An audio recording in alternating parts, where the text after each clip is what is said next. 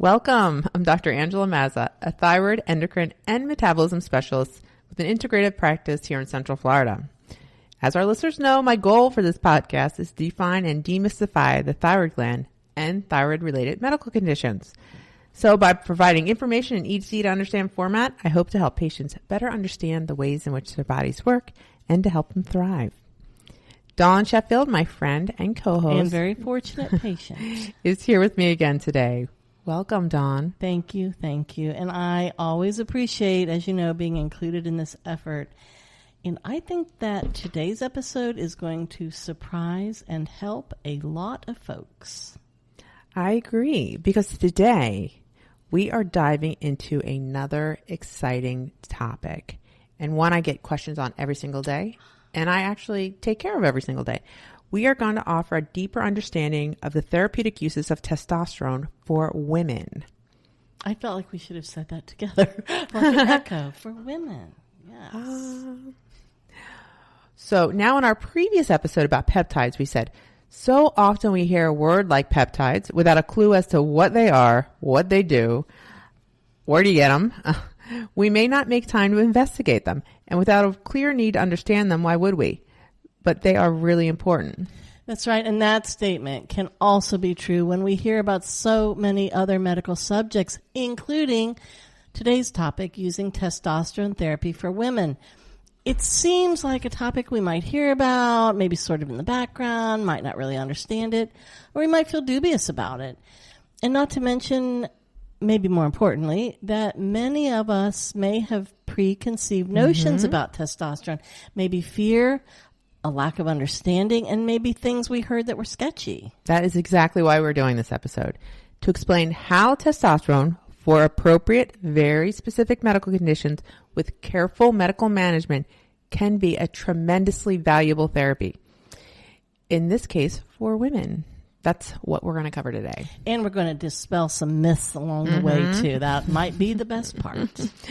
Like these. With therapeutic, carefully dosed and monitored testosterone treatment for specific medical conditions, a woman's voice will not deepen. You will not sound like a man. Women will not grow a beard or extra whiskers or a mustache or anything like that. And for heaven's sake, no Adam's apple will sprout.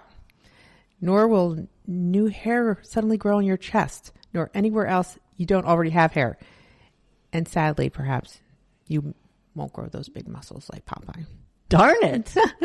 So speaking of myths, years ago, thousands, perhaps tens of thousands of women and healthcare providers got scary and false information about the real benefits of a different hormone, estrogen. Remember estrogen? Yes, we know how many wonderful benefits we have with estrogen, right? But there were lots of myths about that too. So due to a deeply flawed study, that was eventually withdrawn and discounted. Many folks became frightened to supplement their own estrogen, and some of them still are. Even when doing so would have greatly helped them in myriad significant ways. Doctors had become reluctant to prescribe it too, and it's tough to change that based on that data alone. And that data was not accurate. A reminder, estrogen is made by our bodies and it's crucial to our health. Our body's not going to make something that's bad for us. Not some scary foreign substance. We need it to live. So we can't allow the wrong information to create a roadblock in helping us understand how another naturally occurring hormone, testosterone, can also be used in a therapeutic way. We always have to move forward with care and correct information, ever changing as it sometimes is. And as we learn, we grow. And as always, our goal is to make medical topics like therapeutic testosterone for women less mysterious. To overcome misinformation that may become dangerously flawed false lore, we'll explain a bit about testosterone and how it can be used in a safe and calculated way. It can truly enhance women's lives, both physically and emotionally.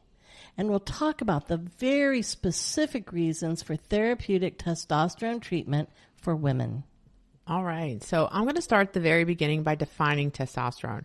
Testosterone is a hormone that is naturally occurring in the bodies of both men and women. Testosterone is important, crucial actually, for human life. Some of the general functions it performs include helping regulate muscle mass, bone density, energy levels, mood, cognitive function, and sexual health. It also plays an important role in metabolism, a role in insulin sensitivity, and the maintenance of that lean body mass, which becomes especially important as we age. So testosterone is formed in our body primarily in the gonads. So it's the testes in men and the ovaries in women, but also in the adrenal glands. In addition, some testosterone is produced through peripheral conversion of other hormones, such as DHEA in tissues throughout the body.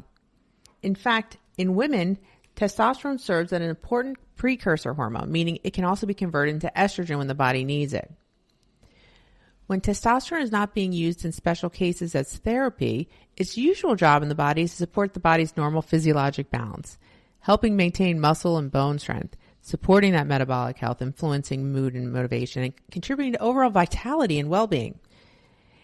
And the term testosterone therapy generally refers to the medical use of testosterone to restore hormone levels when they're low or insufficient for a person's specific physiologic needs. In other words, it's a form of hormone replacement or supplementation intended to bring back levels to a normal, healthy physiologic range. I want to stress this. The goal isn't to create excessively high levels. The goal is to restore testosterone to an optimal range where symptoms improve and the body can function the way it's meant to.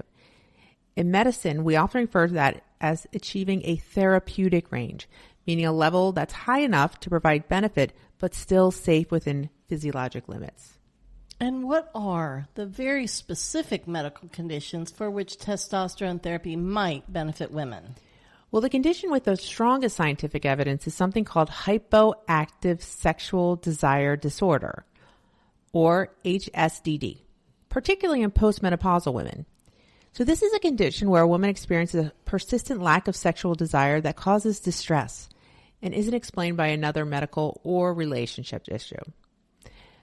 Beyond that, in clinical practice, we sometimes consider testosterone therapy in carefully selected women who have symptoms of androgen deficiency, such as super low libido, decreased energy, loss of muscle mass, reduced motivation, or kind of that diminished sense of well-being, especially when we see that low free testosterone levels in laboratory testing. So free testosterone refers to the testosterone that's not bound by protein. That's going to be a total. So total and free aren't necessarily the same thing. Free testosterone is available for use by our body. There are also situations where testosterone levels can drop more significantly, such as surgical menopause, when the ovaries are removed, certain pituitary adrenal conditions, or sometimes after long-term use of meds that can affect hormone balance. But the key point is that testosterone therapy in women should always be individualized and medically supervised. We need a careful evaluation of symptoms, labs, and overall health before starting treatment. So with that in mind, how do you determine the appropriateness of testosterone therapy? I imagine that after examination of a patient in your clinic, the first thing you do is to have the patient get blood work. Right. So blood work is definitely an important part of the evaluation, but it's actually not the first step. The first step is really listening to the patient's story, understanding her symptoms. So we talk about like changes in libido, energy levels, mood, motivation, muscle strength, just overall sense of well-being, how they're doing. We also review her medical history, medications, menstrual or menopausal status, and other hormone therapies she might already be using. And then from there, we get laboratory testing. That gives us more information. And I'm looking for several key markers. So that total testosterone, which is the testosterone that's bound by protein, and the free testosterone. We'll check just free testosterone and sex hormone binding globulin, or SHBG, because SHBG determines how much of that testosterone is actually available for the body to use, like when I was talking about the free testosterone. I'll also look at DHEA sulfate, which reflects adrenal androgen production. And then, depending upon the situation, I'll probably evaluate thyroid function, metabolic markers like insulin and glucose, lipid levels, and oftentimes inflammatory markers, because all of these systems interact with hormone balance. So it's really a combination of symptoms, the clinical history, the laboratory evaluation that helps determine whether testosterone therapy might be appropriate for this person in front of me. And I'm assuming the therapy would be self-administered by the patient. Is that even an option? In many cases, yes. The most common form of testosterone therapy for women is a low-dose transdermal preparation, so like a cream or a gel that the patient applies at home. These are typically applied to like upper thigh area, lower abdomen, sometimes arm, depends on the formulation and the instructions. Because women require so much lower doses than men, these preps are usually carefully compounded so we can deliver a physiologic female dose. There are also other delivery options that can be used in certain situations, such as pellet therapy. We do that all the time in the office, so that's more of a procedure. Or injections. I don't do that as much because it's tough to maintain levels. But many clinicians prefer that transdermal therapy because it allows for more gradual absorption and easier dose adjustments if needed. But regardless of the method, the key point here is it's still a medically supervised therapy. Even though the patient may apply it at home by herself, we continue to monitor symptoms and lab values to make sure those levels remain within a safe and appropriate range. Once a woman starts therapy, how often do you need to monitor their blood, and what are you looking for as you track her progress? Great question, because monitoring is a really, really important part of doing this safely. So typically after starting testosterone therapy, I like to repeat blood work in about 6 to 8 weeks. That gives the body enough time to reach a steady state so we can see how the patient's really responding to the dose. At that point, I'm looking again at that free testosterone to make sure levels are staying within a physiologic female range, not drifting too high. I'm also paying close attention to the patient's symptoms because the goal isn't just to change a number or make the lab test look pretty. It's really to see improvement in things like energy, libido, motivation, muscle strength, and that overall well-being without having lots of side effects. And depending upon the patient, I may also periodically monitor lipids, liver enzymes, metabolic markers. Just want to make sure everything stays in a healthy range. After that initial follow-up, if things are stable and the patient's feeling well, monitoring is less frequent, so every 3 to 6 months. But again, the key message is that testosterone therapy should always be thoughtful, always individualized, and always carefully monitored over time. One thing I was wondering about is, are there synthetic forms of testosterone? And by synthetic, I mean made by humans in a lab. Mm-hmm. And if so, is that what the therapy uses, or are naturally derived forms also available? I'm so glad you asked that because the terminology can be super confusing. Technically, most testosterone used in medicine is manufactured in a laboratory, but it is chemically identical to the testosterone that our bodies naturally produce on their own.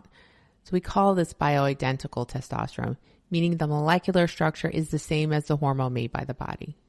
And that bioidentical word gets thrown around a lot. It can be kind of confusing. But it doesn't have to come from a natural source to be bioidentical. So it's produced in a lab, but that's for safety and consistency.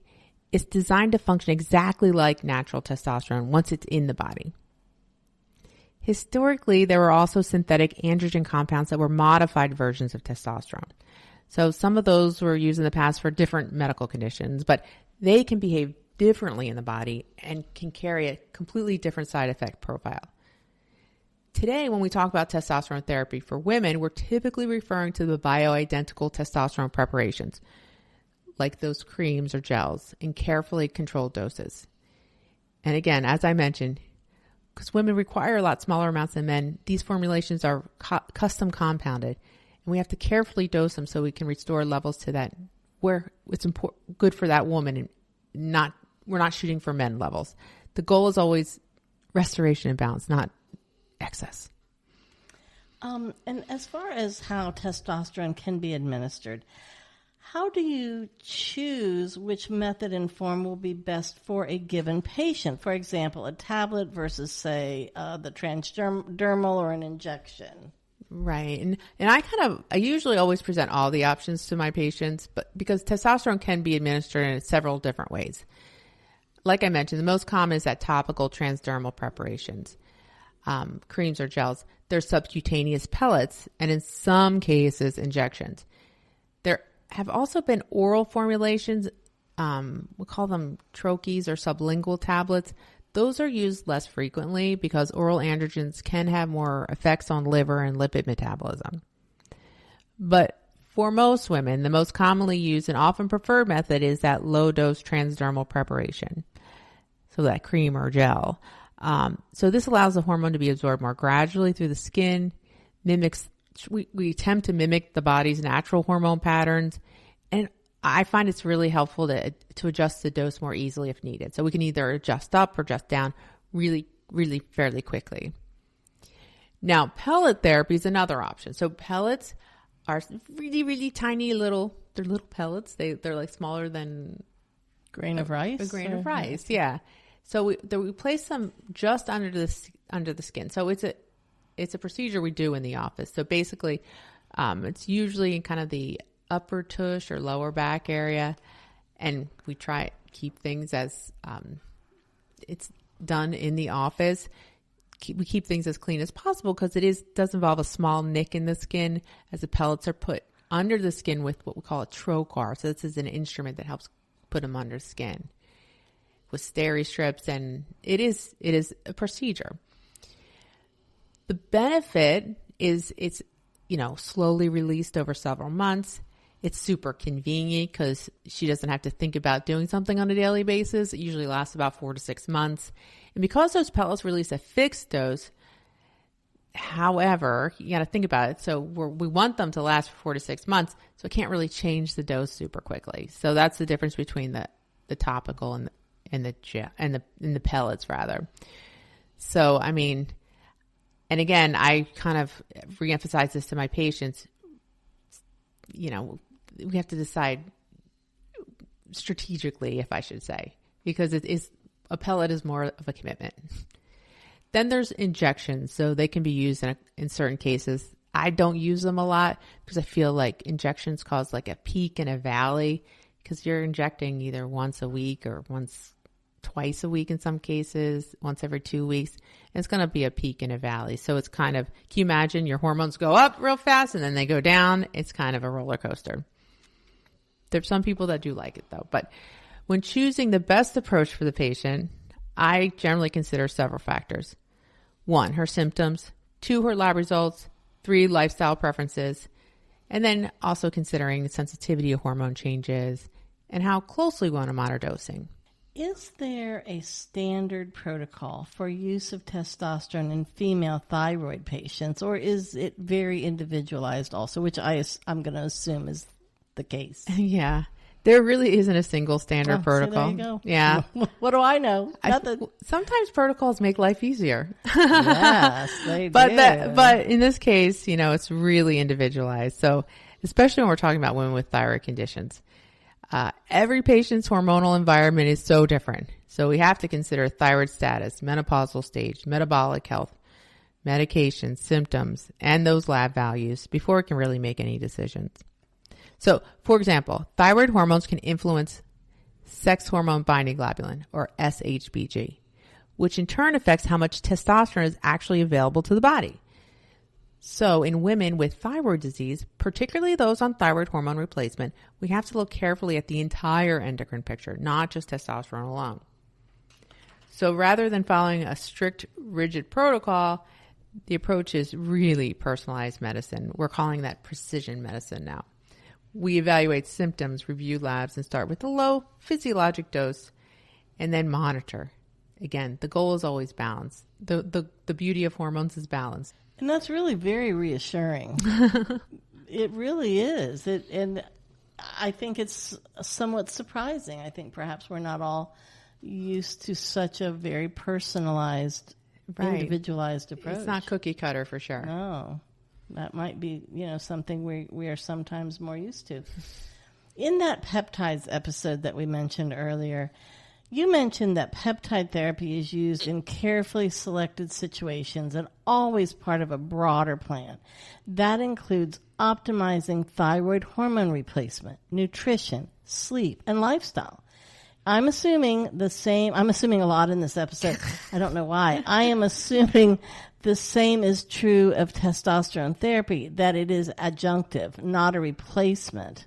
It's a layer of treatment combined with other layers of treatment. it doesn't just replace the other important things that we must also do. Is that correct? That's exactly right on the money. Testosterone therapy should always be thought of just one piece of a much larger health strategy. I can't stress this, it's not a replacement for those foundational things that support good health. So like sleep, stress, nutrition, all that good stuff, movement. Before we even consider adding testosterone, we want to make sure the basics are in place. Thyroid hormone levels are optimized, nutritional status is adequate, sleep quality is addressed, and that lifestyle factors like stress management and physical activity are being supported. Hormones tend to amplify the environment they're in. So if the underlying foundations of health aren't stable, the bones aren't there, simply adding a hormone isn't going to solve the problem. It might make someone feel better for a short period of time, but it's not fixing anything. In the right patient, testosterone can certainly be a helpful adjunct. It might help support energy, that muscle strength, but it works best when it's layered on top of a comprehensive plan that supports the entire endocrine system. So I always tell patients, hormones are part of the orchestra, they're not the whole performance. That's a good image. That's a good way to picture that. When women require testosterone therapy, is that often tied to some deficit in their thyroid health? Or perhaps it's the other way around. Does a deficit of testosterone negatively impact the thyroid? That's a really good question, because the relationship between testosterone and thyroid function isn't always a direct cause and effect. But the two systems definitely influence each other. For example, thyroid hormones affect how the liver produces SHBG, which we talked about. That's how much testosterone is actually available for use. So when someone is hypothyroid or they're hyperthyroid or taking thyroid hormone replacement, this can shift how much testosterone actually circulates and how much is active. On the other side, testosterone plays an important role in muscle mass, metabolic function, and energy, all of which influence the body's overall metabolic environment. So when testosterone levels are low, we can sometimes see changes in body composition, insulin sensitivity, and energy metabolism that indirectly affects how the thyroid system operates. So it's usually not that one hormone simply causes a problem with the other.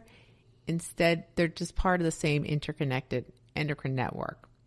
So that's why when we evaluate symptoms like fatigue, low motivation, etc., in women with thyroid conditions, it's super helpful to look beyond thyroid hormones alone. It's easy to get caught up in that thyroid trap, but you got to look outside and consider the broader hormonal picture. So that includes androgens like testosterone. One thing that's, I think, really interesting to explore are some of the possible positive impacts, the benefits for women undergoing testosterone therapy when their testosterone is too low. So when testosterone levels are truly low and therapy is appropriate, women experience many potential benefits. One of the most commonly reported is improvements in sexual health. So return of that sexual interest that was gone and improved libido.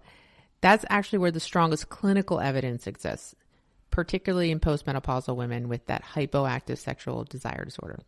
Beyond that, some women report energy improvements, motivation improvements. Because testosterone plays a role in muscle metabolism, it also can help support maintenance of lean muscle mass and strength, especially when you combine that with resistance training. There actually also may be benefits related to bone health because testosterone improves bone mineral density, improvements of cognitive clarity, thinking, that brain fog we always talk about, metabolic function, since testosterone interacts with so many systems that regulate how our bodies use energy. Now, it is important to set realistic expectations. It's not a magic pill. Testosterone therapy isn't a weight loss drug. It's not a cure-all for fatigue or any cure-all. It seems like vast numbers of women would benefit from this treatment, right. And they just haven't realized it yet. But in reality, it's not the be-all, end-all for everyone. And I think it's fair that there are many women who are experiencing symptoms related to low testosterone, but they just don't realize it's part of what's going on with them. Because, for a long time, most conversations about hormones in women have focused primarily on estrogen and progesterone, which are obviously very important. but androgens like testosterone have historically received much less attention in women's health. And as a result, symptoms like low libido, all the symptoms we've been talking about, may sometimes just be attributed to aging alone, just getting older. Or they may just assume to be solely, you have a thyroid condition, so that goes along with it. Or you have metabolic issues like insulin resistance, that just goes along with it. At the same time, it's important not to swing the pendulum too far in the other direction, because not every symptom is caused by low testosterone. And again, as you put it so eloquently, not every woman needs testosterone therapy.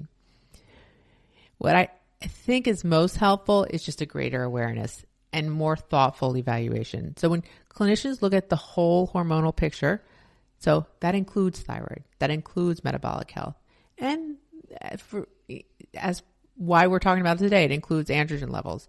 We have just more informed conversations of whether is testosterone going to make a difference for the one particular patient. So for me, the goal isn't necessarily to treat more people, but rather to recognize the full endocrine landscape and make those appropriate individualized decisions for anything, especially testosterone.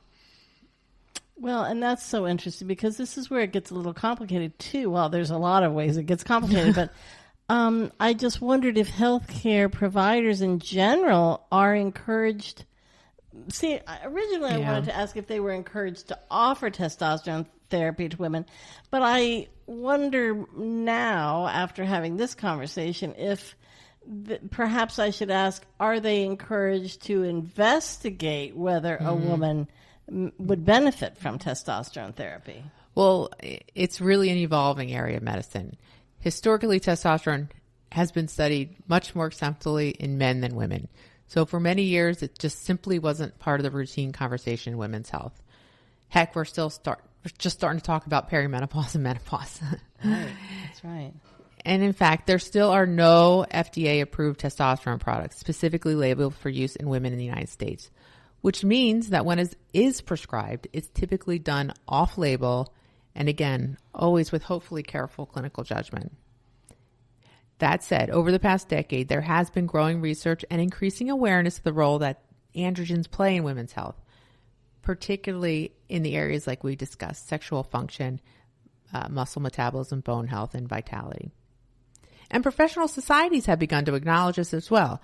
For example, there are international consensus statements and clinical guidelines now that support the careful use of testosterone therapy in appropriately selected women, particularly for conditions like that HSDD. So while it may seem like a newer conversation for many patients, we've been talking about it for years. The idea that testosterone has an important physiologic role in women is not new. We're just simply understanding it better and discussing it more openly now.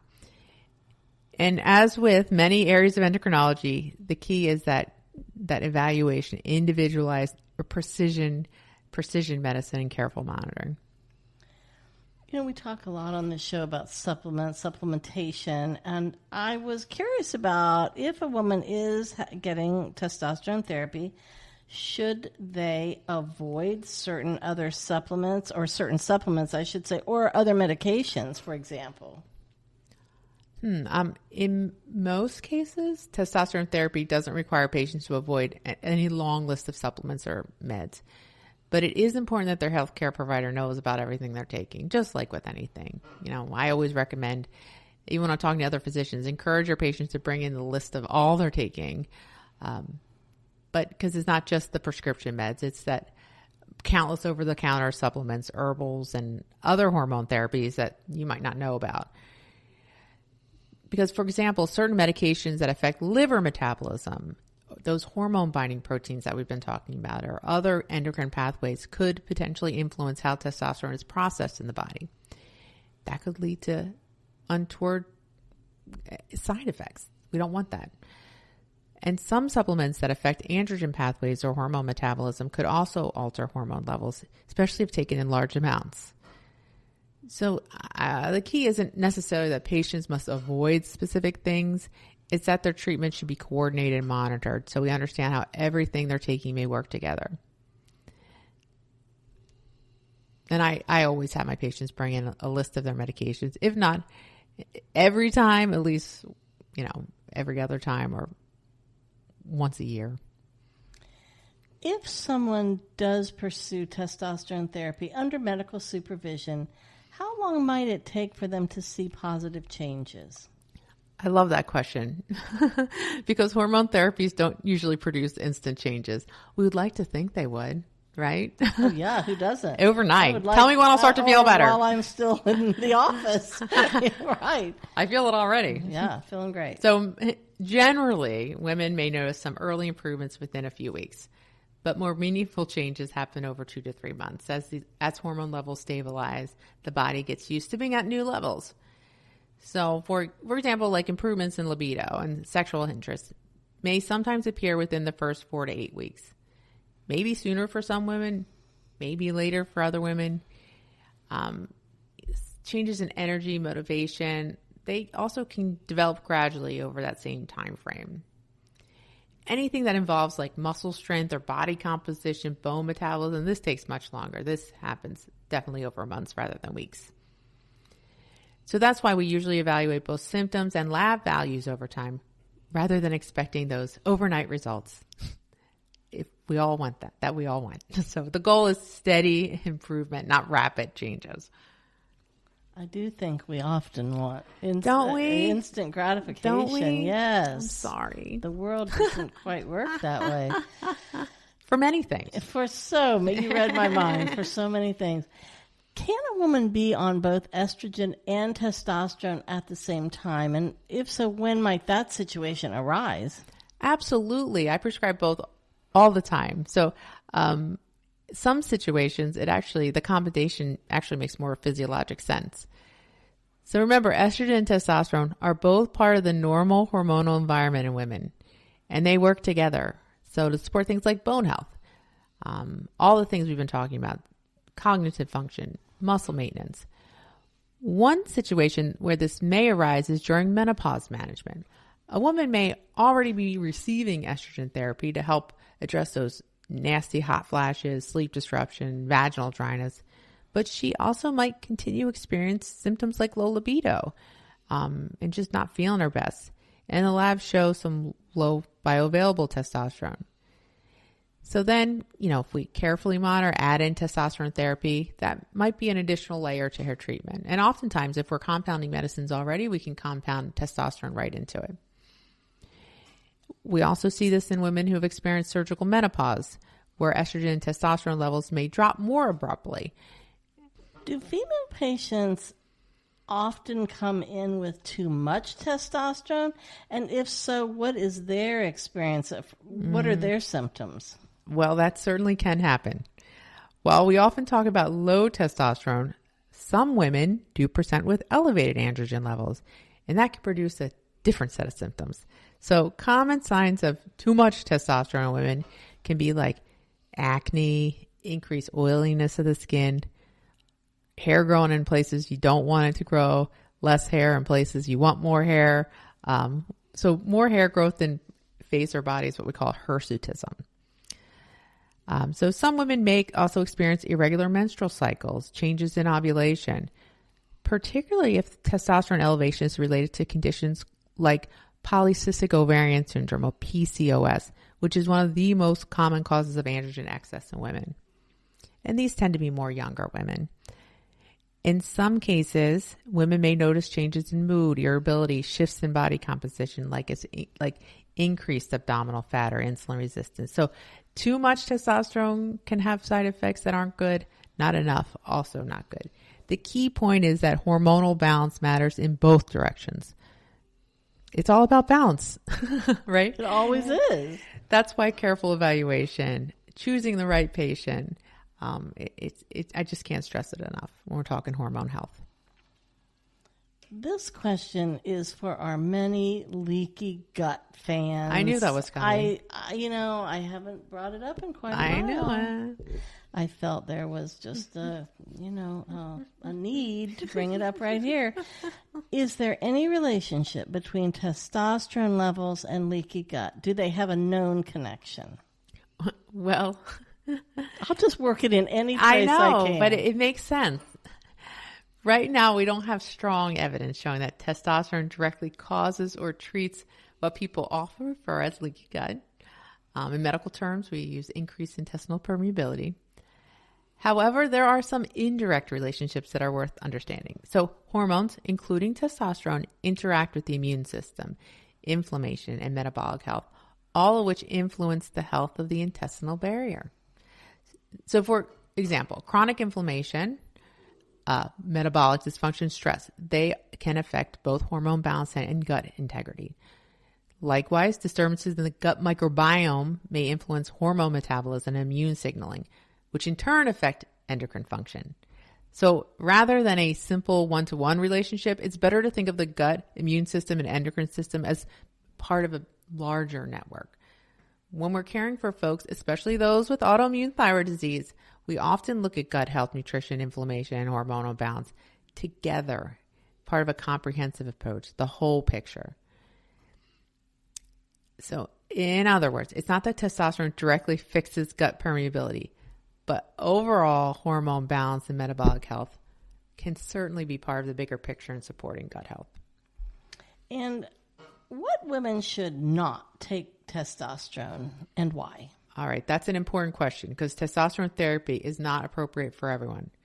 So women who already have elevated androgen levels, such as some patients with untreated or poorly controlled PCOS or polycystic ovarian syndrome, would generally not be candidates for testosterone therapy because their body's already producing too much.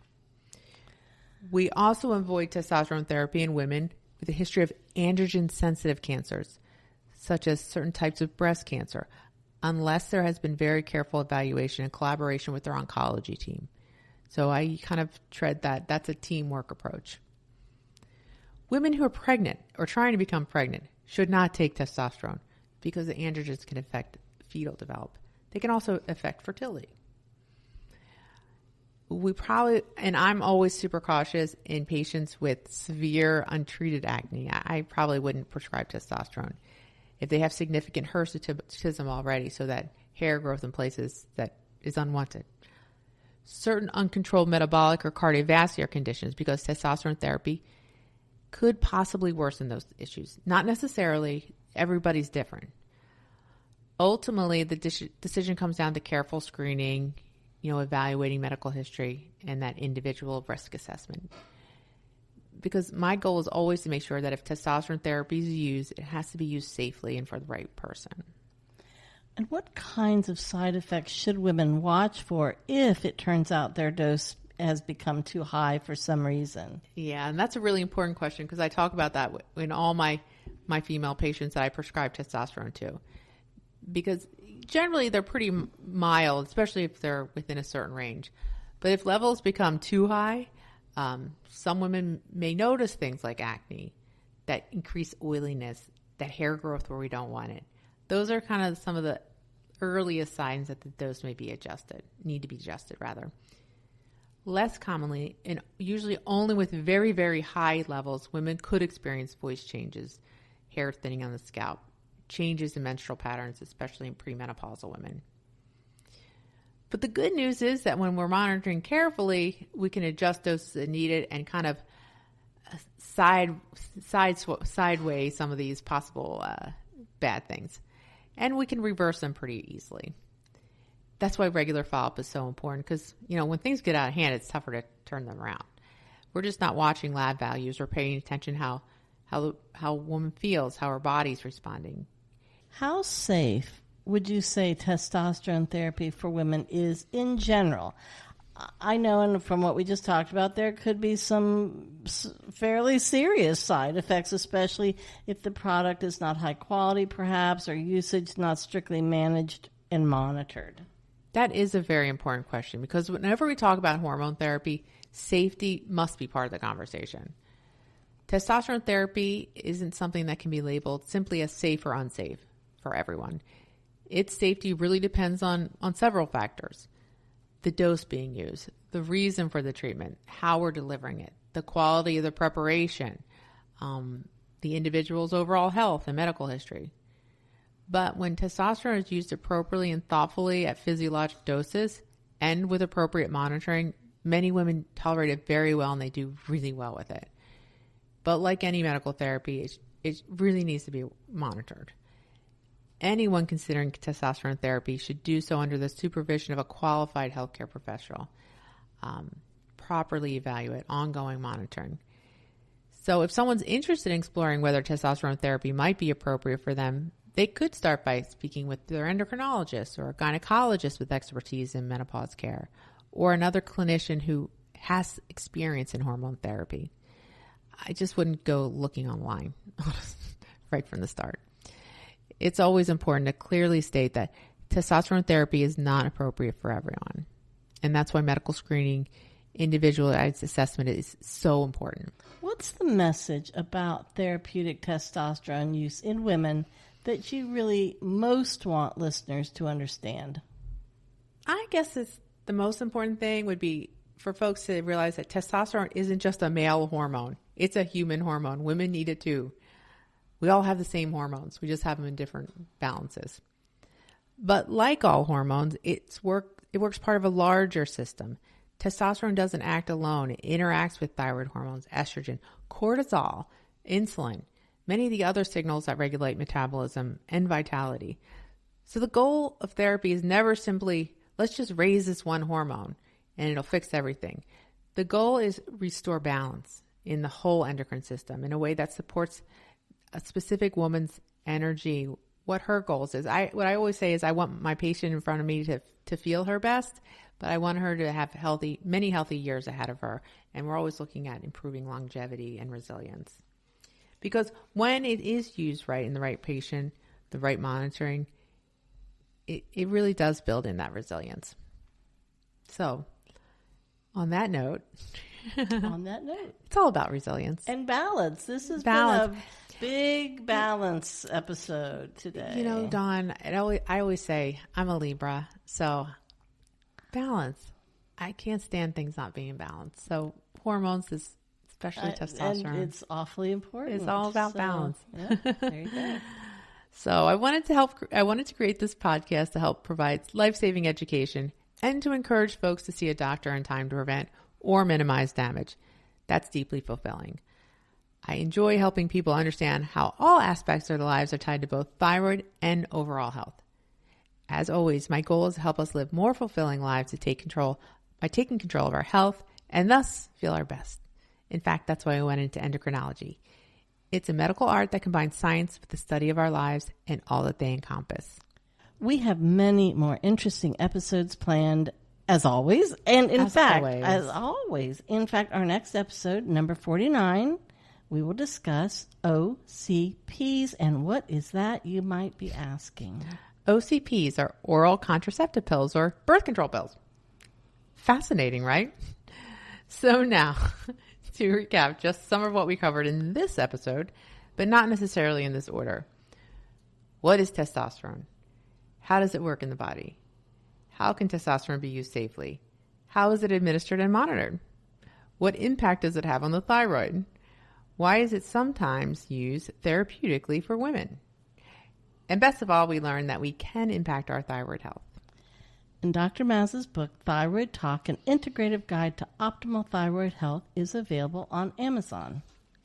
And for information, at least some of the supplements we may discuss on this show, we didn't really talk about any in this one, but please visit the wellness store at metabolic-centerforwellness.com. Full disclosure, I personally use and I carry supplements by Douglas Laboratories and Pure Encapsulations in both my office and at our online site.